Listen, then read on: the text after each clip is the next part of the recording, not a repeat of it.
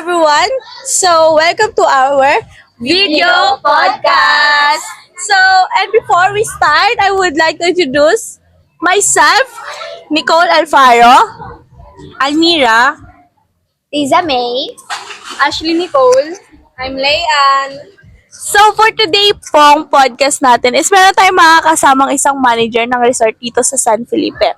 So, let's welcome Ma'am Jennifer De La Cruz. So, Hello. siya po ay manager ng Camp Profelio Surfing Beach Resort. So ma'am, paano po makakatulong yung business nyo sa environment and community sa pamamagitan ng CSR activities like waste management? Okay. Dito, nakakatulong ang aming negosyo sa pagsunod sa mga alituntunin ng sa tamang pagtatapon ng basura. Kasi waste management, di ba? Yes po. Usually, ang Yes tinatopic natin dito is yung tamang pagtatapon ng basura. Sisegregate, paghihiwalay ng mga nabubulok sa hindi nabubulok. As you can see, may mga basurahan kami. So, Yes, separate siya yan para madaling ma-recognize sa mga guys namin kung saan sila ilalagay yung mga basura. No?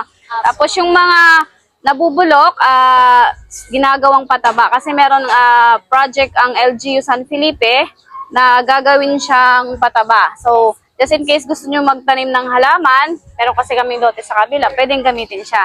Then yung mga hindi nabubulok, kinukuha din nila. Like yung mga plastic, mga bote, kasi ginagamit din siyang pandekorasyon, lalo pag may mga project sa school, kinukuha nila yan, at saka sa pandekorasyon sa pagpiesta, kinukuha din nila yung mga pangbanderitas ba, yung mga dumi-dumi na mga kinukuha Yes, nila. So nakakatulong naman siya. Kaya naman po pala napakaganda at napaka-sustain ng inyong resort. Yes. So ma'am, second question po, paano po nakaka-affect sa business nyo ang stakeholders katulad ng employees, suppliers, and customers po? Okay. Actually, meron na akong dito. Nasulat ko na to. Sabi, ang customer, unang-una namin, syempre ang customer, ang sinasabi namin dito kasi may offer kami food and services. So, ang target namin yung mga customers namin, mga guests actually. So, ang mga negosyo tulad namin ay may responsibility na magbigay ng mga produkto like sa products kasi may restaurant kami. So, Yes. good food na sigurado nagiging satisfied yung mga guests namin. Then the services naman, in-offer namin since hotel resort, nag-offer kami na accommodation. So, pag accommodation services ang in-offer namin sa mga guests. So, make sure namin na ang mga customer namin ay nakakapag-serve kami ng ligtas, dekalidad, at nakakatulong sa mga guests na maging komportable sila pag dumating dito. Next, yung supplier naman. Sa supplier, ang mga negosyo na may epekto sa mga supplier sa pamamagitan ng pagtatakda ng kontrata. Just in case, halimbawa, meron po kasi kami mga customer dito na team building. So, unang-una doon, pag may target kami, magsabi sila, halimbawa, ng 200 packs. So, magkakaroon kami ng policy, rules na susundin both parties nung nagpa-team building na company na magre-rent sa amin. Meron kaming pinipirmahang kontrata. Siyempre, pag ano yung nandun sa kontrata na pinirmahan, yun yung susundin namin. Ganon din yung pagdating nila dito. Kung ano yung na-expect, kung ano yung pinag-usapan, dapat ganon ang ipoprovide namin na products and services sa kanila. Para andun pa rin yung tiwala ng mga customer, mga consumer actually. Para pag alis nila, satisfied sila. Then sa community naman, sa community, malaking epekto ng negosyo kasi unang-una sa lokal. Yes. Kasi unang-una nakakapagbigay kami ng trabaho. Yes. Tama, di ba? So unang-una sa trabaho, nakakatulong ang mga projects. Ang bawa meron kaming last time yung management namin naghanap kami ng isang area sa bandang Sagpat, San Felipe din yon. Nagkaroon kami ng outreach program. Yes. So, siyempre para magkaroon ng dito? Interactions yung management namin sa community. So, nagkaroon ng feeding program, nagbigay ng mga konting tulong sa mga bata, mga gamit sa school. Yun yung way ng boss namin para kahit paano i-share Ano man po yung meron siya. Yes. Para sa komunidad. Meron talagang na help sa community yung Yes. business. Then actually sa environment, ayun unang-una kasi ang kailangan namin ma-maintain yung kalinisan ng lugar namin kasi ito yung unang-unang ano namin, tawag dito, asset namin sa mga guest. Kasi pag pumapagpasok nila dito pag madumi, ayawan na nila. Una-una sa dagat. Pagpunta nila, unang pinupuntahan dito is dagat. So make sure na nagagawa namin yung part namin sa paglilinis sa paligid. Make sure namin na yung mga guests namin isinasabihan na bawal pong mag-inom malapit sa dagat para maiwasan yung mga kalat. Meron lang may area na pwede doon lang sila tumambay para yung mga kalat, madali lang namin siyang makuha. And then iwas din po sa disgrasya. Yes, tama po yan. So, kailangan give and take po talaga para makapagbigay ng maayos na service. Yes, actually yun talaga yung make sure namin, service. Kasi pag hindi maayos yung serbisyo, ang unang-una yun yung kasing binibigay namin sa guest. Pag hindi maayos yung service namin, hindi na kami babalikan. Oo. Actually, ang mangyayari dyan, referral halos kami. Yung pumunta yung mga guest dito, nakita nila na maayos yung service, maayos yung lugar, malinis, yung dagat, lahat overall, madali nilang i-refer sa iba. Doon kami panalo. Kasi mga guest namin dito is return guest halos. So, from family, from team building, hanggang sa, galing sila dito na isa, dalawa lang. Pagbalik nila, family na. Then, re-refer po namin kayo kasi maganda yung resort nyo. Ang maging team building na, bali, parang, business na siya. Parang maluwag na. Malaki na yung namin. Ganon yung route. Yes. Ganon yung nagiging scenario namin dito. Since maganda, dapat laging maganda yung service. Yes po, tama po. Okay, next. So, for the next question po, in your daily operations po, paano nyo po ginagamit yung responsableng or paano nyo po binibigyan ng responsableng paggamit yung dito po sa resort nyo, katulad ng pag-iipon ng mga basura, pagtitipid ng kuryente po at Okay. tubig. Paano po nyo? Actually, yun yung isa sa target namin. Actually, sobrang mahal ng diesel. Actually, madalas walang kuryente dito sa actually dito sa Liuliwa. So, ang nangyayari, gumagamit kami ng generator. Ang ginagamit sa generator is diesel. So, diesel is sobrang mahal. So, nire-remind namin yung mga guests namin para sa kahit mga simpleng bagay lang sa pag-turn on and off ng mga appliances. Like, syempre pag hindi nila ginagamit, like, simple na ilaw, pag lalabas sila, turn off nila. Then, pagkalalabas, pwede na lamang i-power off yung AC kasi lahat ng rooms namin is air condition. So, halimbawa kung malamig na rin yung panahon, madaling araw, malamig na, pwedeng i-reduce. Actually, kung hindi mapapatay, pwede namang i-reduce yung lamig ng temperature ng aircon. Then, sa tubig, actually, meron kaming daily maintenance yan. Chine-check lahat ng mga tubo na dinadaanan ng tubig para ma-make sure na walang tagas. Kasi pag may tagas, may tendency talaga na malaki yung konsumo ng tubig na nakaka-apekto din sa gastusin ng resort. Then, Then sa pangalawa, yung sa pagtatapon nga ng basura. Dalas na lakalat, dalas din na yung pollution, di ba? So, minimake sure namin yung mga guests aware sila na dapat i-minimize yung paggamit ng plastic kasi yun yung plastic talaga yung problema natin, hindi siya madaling matunaw. So, minimake sure namin na hindi ganun kadami yung mga dinadala nila kasi meron kami may na-allowed lang ng mga pagkain na pwedeng dalhin para hindi ganun nakakapag-contribute ng kalat dito sa Camp Rogelio. So, ayun po, no? Ang ganda ng advocacy nila. Very responsible po talaga. Paano nyo naman po nasisiguro na maayos yung mga trabaho or tama yung sahod po and ligtas po yung mga kondisyon ng mga worker na nahawakan niyo po dito? Ayun. In my 7 years work experience in Camp Rogelio, actually, medyo mahirap kasi unang-una, nung nagsisimula pa lang, di ba meron tayong sinusunod na, kahit saan namang lugar, meron sinusunod na wage, bracket, sa salary. Kasi gaya ko sa province ka naka-assign, may salary na sinusunod, may minimum wage ngayon sinasabi mo. So, actually, paunti-unti naman. Actually, although hindi pa ganon kasi hindi pa, like, sinasabi nga natin kasi yung resort is seasonal lang siya, di ba? So, merong time na talagang wala kaming guests. Although, nabibigay naman namin yung sahod, tamang sahod. Kasi dito sa amin, meron kami mga stay-in na mga trabahador. So, nagsasahod sila, libreng pagkain, libreng bahay, lahat libre. Then, yung iba naman, ang mga stay out sila. So, sa stay out, ganun din naman po yun. May libre silang pagkain. Then, pwede silang mag-stay. Halimbawa, medyo, gaya niya, mahal yung mahal yung gas. So, may mga mga trabahador kami na medyo malayo. Ina-allowed naman namin sila na mag-stay dito. Free food at saka pwede mag-stay. So, yun man lang makatulong kami kahit papaano na ma-listen yung gastusin ng mga empleyado namin. Sa mga ano naman, just in case na magkaroon po ng aksidente, unang-una syempre, saklaw talaga namin yung pagpoprotekta sa kanila. So kung ano man yung mangyari sa kanila within the vicinity, meron naman po kaming talagang emergency na sasakyan na pwede silang dalhin para mabilisan silang mabigyan ng karampatang lunas. At saka sinasagot namin pag yung mga check-up, nung isang araw lang yung cook namin na high blood. So, sinagot namin si gamot at saka yung pang overall check-up niya. Anong tawag dito?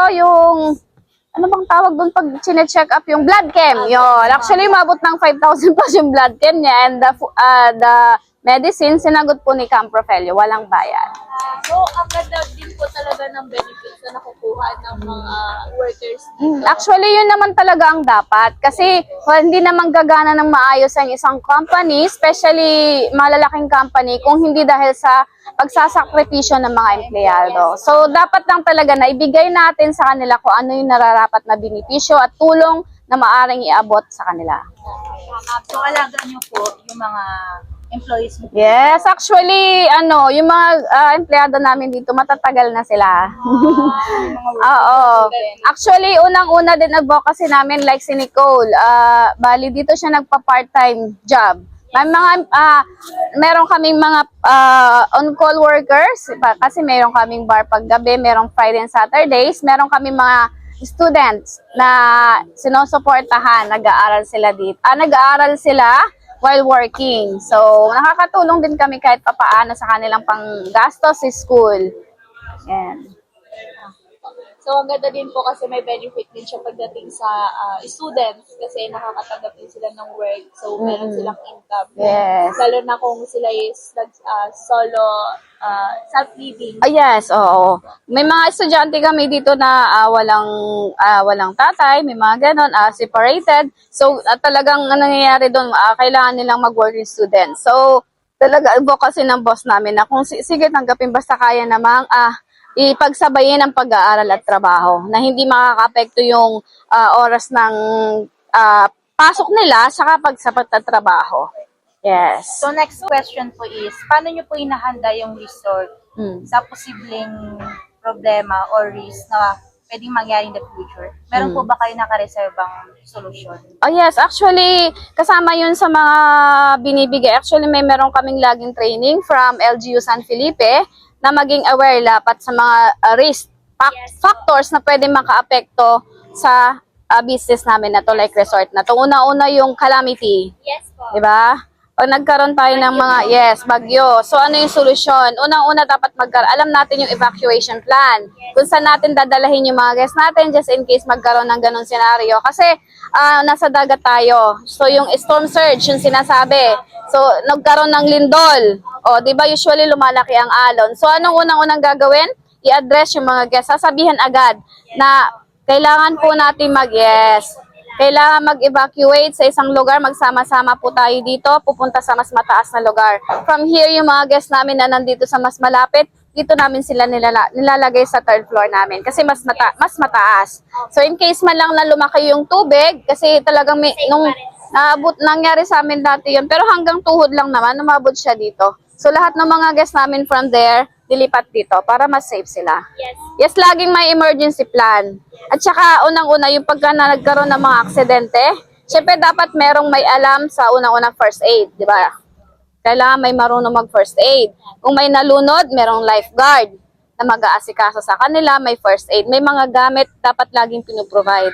Kasi para maiwasan unang-una yung paglala ng sitwasyon. Kasi pag hindi natin ginawa ng solusyon muna bago dalhin sa center, paano kung hindi nahihirapan ng huminga, wala kang hindi marunong mag-CPR, walang oxygen tank, we have oxygen tank para in case nahihirapan, bago dalhin sa center, nalagyan na siya ng first aid. Mga ganong problema na actually ang mga ano naman namin encounter.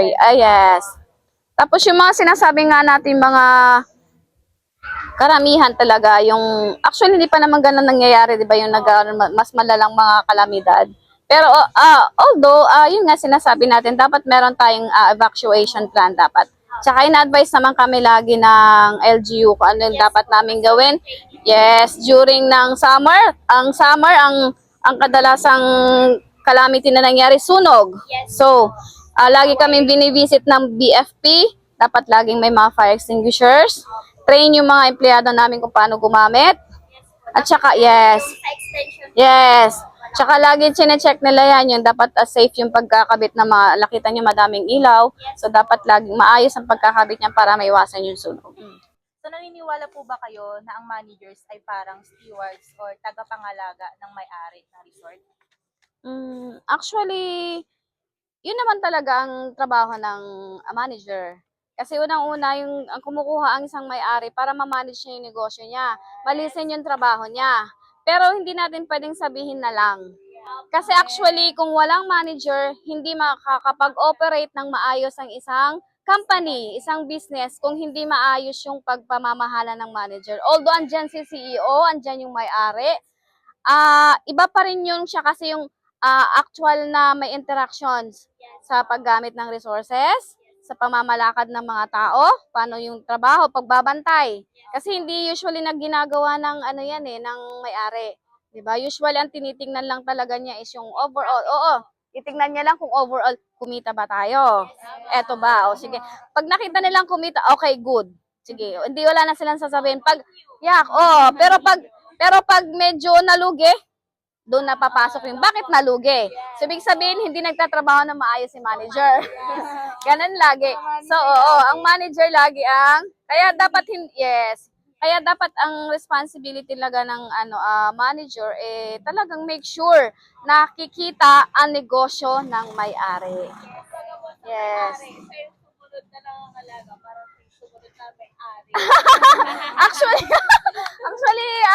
Actually, hindi naman talaga sa ang tag dito, unang-una pag walang manager, sobrang hirap. Kahit naman ikaw, small business mo, pag walang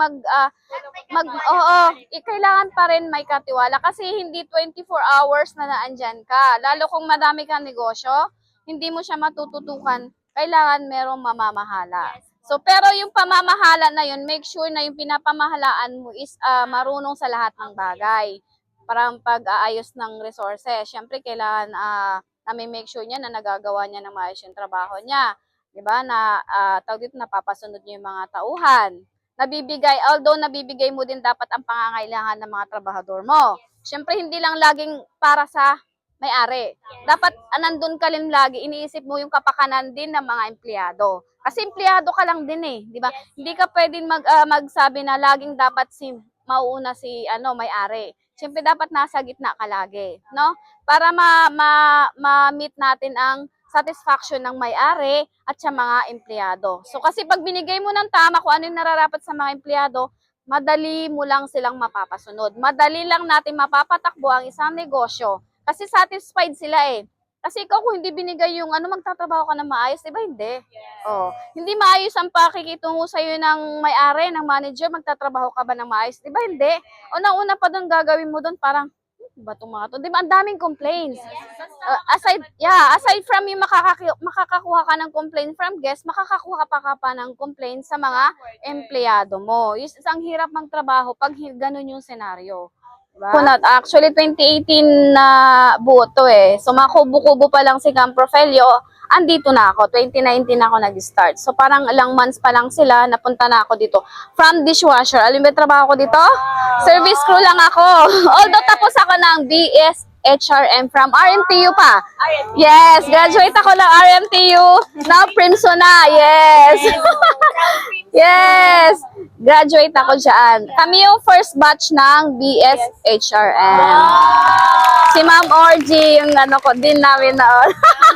Kaya kung makikita niya to, siguro hindi naman sa proud. At least nagamit ko yung pinag-aralan ko.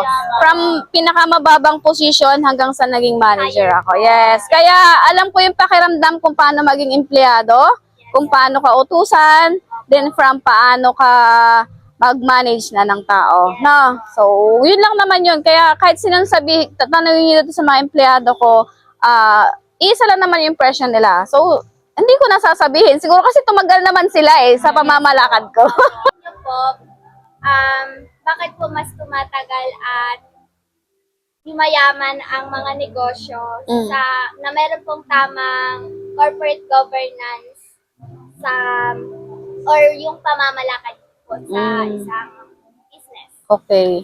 Actually, yumayaman sila dahil nga may sistema silang sinusunod. Yes. Diba?